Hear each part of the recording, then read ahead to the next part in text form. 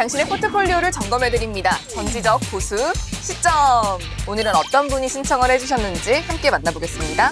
안녕하세요. 제가 주식을 시작한 건 한 2년 전쯤 비트코인 붐이 일었을 때 10만원, 20만원 이렇게 시작을 처음에 했었고요. 지금 어느새 이제 1000만원 정도가 되어 있더라고요. 용돈벌이로 그냥 해야지라는 생각을 가졌던 터라 단타로 사고 팔고 그랬었던 것 같아요. 그리고 당시에는 바이오 주식들이 오름세가 크더라고요. 그래서 그 종목들을 샀었던 것 같고, 그렇게 주식을 하다가 제가 출산하고 육아하면서 이제 주식을 거의 들여다보질 않았어요. 그리고 나서 어느 날 들어가 봤더니 한 몇 개가 거래 정지가 되어버린 종목들이 있더라고요. 그래서 올해 4월쯤 다시 주식을 하기 시작했는데, 시기가 시기인 만큼 코로나 관련주에 관심이 좀 많이 있고 환경, 수소 에너지 이런 데 조금 관심을 가지기 시작했습니다. 지금 제 상황이 총체적 난국인데요. 여기에 약간의 희망을 가져도 되는지, 어떻게 정리를 하면 좋을지 저한테 좀 많은 조언 좀 부탁드리겠습니다. 고수님들이 보시기에 이 포트폴리오의 가장 큰 문제점 뭐라고 생각하시나요? 네, 종목을 선택하는 방법을 전혀 모르시면서 누가 좋다더라 이야기만 들으면 그냥 무조건 따라서 사고, 손실이 나면 손절 안 하고 그냥 가지고 계신 그런 매매를 하신 것 같습니다. 그러지 않고는 절대로 이런 포트가 나올 수가 없고요. 지금 매매하신 종목들을 전부 다 보면 전부 다 테마성 종목들이에요. 테마성은 먼저 사고 먼저 파는 사람이 승자고, 늦게 사고 늦게 파는 사람이 패자입니다. 개인 투자자들은 항상 패자일 수밖에 없어요. 주식이라는 것은 패션입니다. 패션으로 보면 패션 테러리스트예요. 그래서 나팔바지에 꽃남방 있던 시절이 있었죠. 한 10몇 년 전에. 지금 이제 그 패션을 입은 거예요. 제약 바이오 섹터를 건드렸는데, 현재는 코로나 관련 제약 주냐 아니냐에 따라서 극명하게 달라지는데, 이 중에서 코로나 관련 주가 거의 없어요. 이게 이제 중요 지단이고, 그 다음에 정말 중요한 거는 손절 못함. 일단 저는 종목 수가 좀 너무 많다. 15개 종목을 내가 수시로 계속적으로 확인할 수도 없고 가격이 어떻게 되는지도 잘 모르는 그런 부분들이기 때문에 일단 제가 볼 때는 관리가 안 돼요.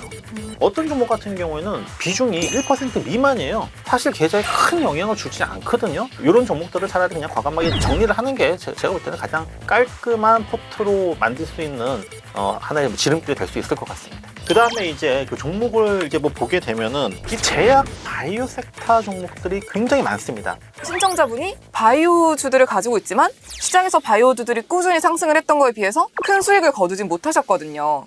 이건 뭐가 문제점일까요? 바이오가 네. 사실 좀 많아졌어요. 모든 바이오가 다 갈 수는 없거든요. 바이오 안에서도 유행하는 그러한 어떤 때를 갖다가 놓친 게 가장 좀 문제가 아니었을까. 네, 바이오주 투자할 때는요, 늘 생각해야 되는데 임상이 4단계로 진행이 됩니다. 제약바이오의 부가가치는 임상 이상, 결과가 바로 부가가치를 결정한다. 이게 포인트입니다. 여러분들 임상 이상에 성공을 하면 3상에서 성공 확률은 60에서 70%까지 올라갑니다. 임상 이상이 확실하게 성공이 됐고 아주 기준치를 월등히 뛰어난 수치로 넘어서면 그때부터는 기업의 가치가 기하급수적으로 늘어납니다. 왜 그러냐면 해외 글로벌 빅파마, 즉 대형 제약사들이 기술 수출해가겠다고 줄을 섭니다. 그래서 기업 가치가 극대화가 되는 거거든요. 굳이 투자하려고 하면 임상 이상을 통과했느냐 안 됐느냐 보고, 내가 임상 이상을 분석할 능력이 안 되면 증권사 리포트를 여러 회사 것을 복수로 보면 이 부분에 대해서 상당히 좋다라는 평가가 지배적일 경우에는 비교적 좀 안심이 되고요. 이 엇갈리는 경우가 있어요. 그런 경우에는 가능하면 피하는 게 좋겠다. 그럼 이분 같은 경우에는 지금 보면 마이너스 90% 넘는 게 있고 여러 가지가 있는데, 이럴 때는 사실 손절하기도 너무 금액이 커요. 그죠.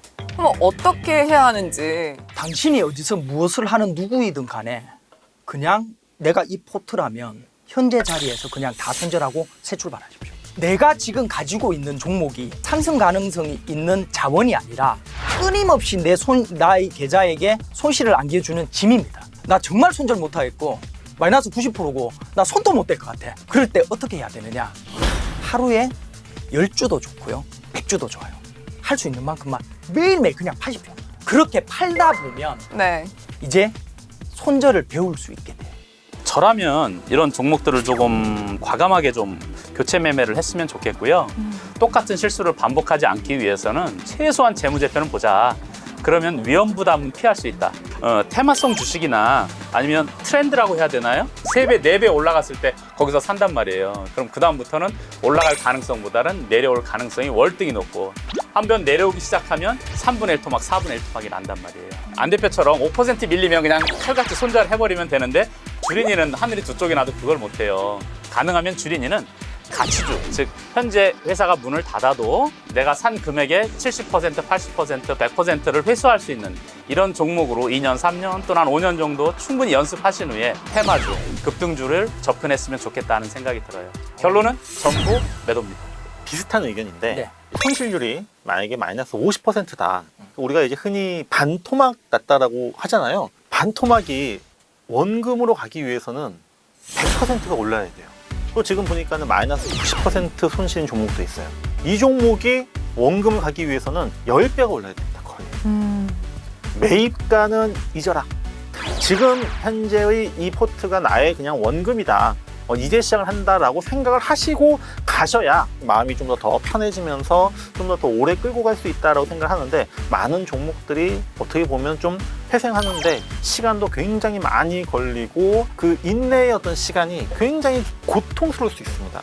길게 시간이 걸릴 것 같은 종목은 차라리 그냥 지워버리고 좀 더 빨리 움직일 수 있는 새로운 종목으로 바꿔 타는 것이 저는 어떤 해결책이다라고 저는 생각을 해요.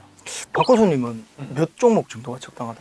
저는 4종목에서 많으면 7종목? 우리 홍 교수님은 몇 종목? 저는 10종목 전후를 보유합니다. 그러면 몇 종목이에요? 종목을 슬림하게. 정말 시청자 여러분들한테 제가 좀 당부드리고 싶은 거는 3종목이네. 그래서 3종목. 저는 10종목 정도가 좋다. 그 가운데 있는 4개에서 7개 종목. 이게 정답이라는 거죠. 기회주의자.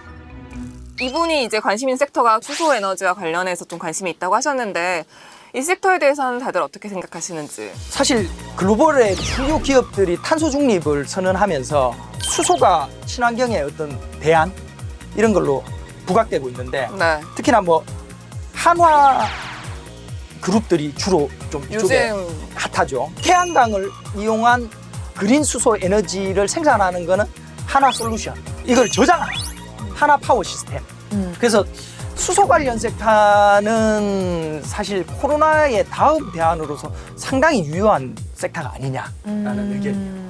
시청자분이 갖고 계신 이제 종목 중에 현대 로템 같은 경우에는 우리가 철도주로 많이 알고 있지만 이제 수소 에너지 지금 사업을 지금 중심으로 해서 기업이 이제 탈바꿈하려고 하는 이제 그런 시도들이 있거든요. 그래도 현대 로템 같은 경우에는 수소 에너지 쪽으로 좀 한 종목을 만약에 가져간다라고 한다면 전 나무랄 데 없는 종목이다라고 저는 보고 있습니다.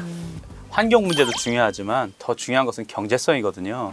수소 관련된 기업들이나 관련된 자동차들이 네. 뭐 석유를 떼거나 경유를 떼서 얻는 부가가치보다 훨씬 더 높아야 되거든요. 뭐 연료전지 쪽이나 아니면 다른 부분들 아직 경제성을 확보하기엔 좀 문제가 있어요. 이 부분이 해결이 안 되면 정부의 지원금으로 움직인 데는 한계가 있어요. 그리고 시장이 폭발적으로 성장하기도 어렵고요. 가장 빨리 경제성이 있는 섹터가 바로 수소버스, 그다음에 두 번째로 대형 수소 화물차거든요. 지금 현대차에서 말 그대로 제가 말씀드린 수소버스는 이미 나왔고요. 대형 트럭을 지금 상용화를 계획하고 있고 조만간 나올 것 같아요. 근데 이런 부분은 정부 보조금 없이 충분히 경쟁력 있는 그런 기반을 가지고 있기 때문에 저는 현대차 쪽 관련된 쪽을 좀 봐야 되지 않겠나 그렇게 보고 있습니다.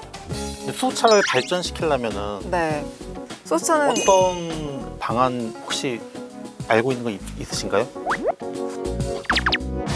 수소차는 제가 생각하는 거는 암소차를 키우자.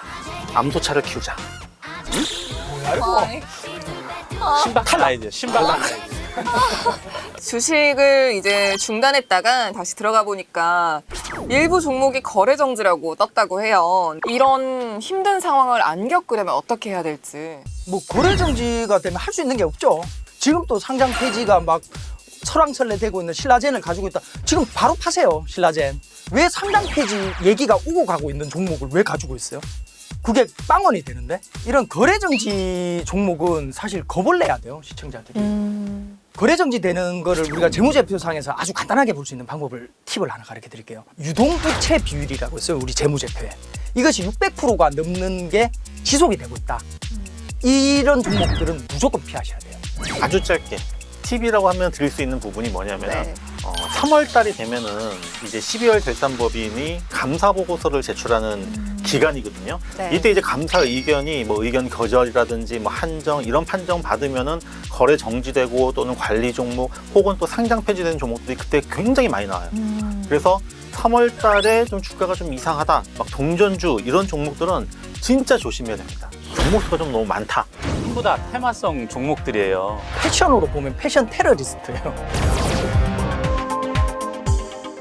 싹다 갈아엎어 주세요 하고 싶은데 오늘 예. 노래 자랑인가요? 제약 바이오 비중을 한 30% 정도로 줄여주시고요. 그 다음에 제가 좀 유망한 섹터라고 보고 있는 환경 관련 섹터에 한 20%, 그 다음에 또 수소 에너지 관련 이쪽 섹터에 한 20% 정도. 현금은 또 어느 정도 일정 정도 가지고 있어야 됩니다. 비중 5% 미만인 종목들은 그냥 싹 다 현금화 시키고요. 네. 시장에 따라서 또 시기마다 좀 유연하게 대응할 수 있는 하나의 무기이기 때문에 현금은 한 30% 정도? 이 정도로 포트폴리오를 짜시면은 좀 제가 생각하는 이상적인 포트폴리오가 될 수 있을 것 같아요. 가능하면 좀 아프시겠지만 전부 다 일괄 매도하고 앞으로 향후 안전하게 수익을 크게 낼 수 있는 섹터를 좀 찾아서 매매했으면 좋겠는데요.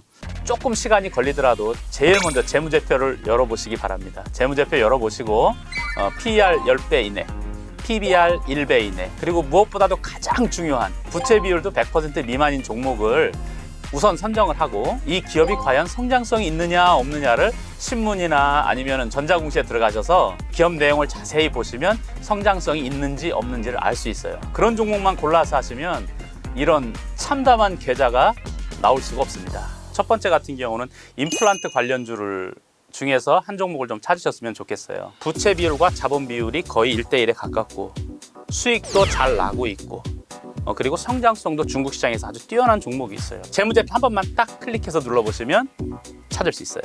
자, 그리고 두 번째 같은 경우는 전기차 소재주가 있어요. 이제까지 나왔던 혁신보다 더 큰 혁신이 내년에 본격적으로 일어나요. 네. 그리고 세 번째로 폐기물 관련된 주가 있는데 매립하는 사업은 영업이익률이 80%라고 그랬어요. 이걸 확장한 기업이 있어요. 매출액이 순이익으로 바뀌는 그런 기업이 있는데 뉴스 검색을 자세히 해보시고 증권사 리포트 보시면 그러면 여러분 눈에 들어오실 거예요. 이렇게 포트 구성을 해주시기 바랍니다. 포트폴리오를 좀 섹터별로 다양하게. 네, 안전한. 네. 그 사실 저는 포트 구성을 하지 말라는 걸 주로 가르치는 사람이라서 사실 포트 구성하는 자체를 반대합니다. 그러나 뭐 굳이 내가 포트를 구성하겠다 그러면 바이오 하나, 백신 관련한 거, 그리고 자율주행 하나, 뭐 이 정도 포트를 구성하는데 중요한 것은 호랑이 내는 법을 배우셔라. 호랑이는 조그마한 토끼 한 마리 잡는데도 어떻게 잡느냐? 살금살금 기어 수풀 뒤에 호랑이가 숨어요. 최대한 근접까지 갔을 때 한 방에 덮칩니다. 이렇게 매매하십시오. 현금 들고 계시고요. 정말 좋은 게 나올 때까지 기다리십시오. 이렇게 하시면 살아남으실 거예요. 토끼를 잡을 때 빵! 원샷 원킬. 네, 신청해주신 분 세 분의 의견 잘 듣고 참고하셔서 현명한 투자하셨으면 좋겠고요. 혹시 더 궁금한 점이 있으시면 샵 5930으로 문자 주시거나 카카오톡 채널에서 고수회전 안인환, 박정석, 홍순택을 검색하시고 친구 추가해주세요.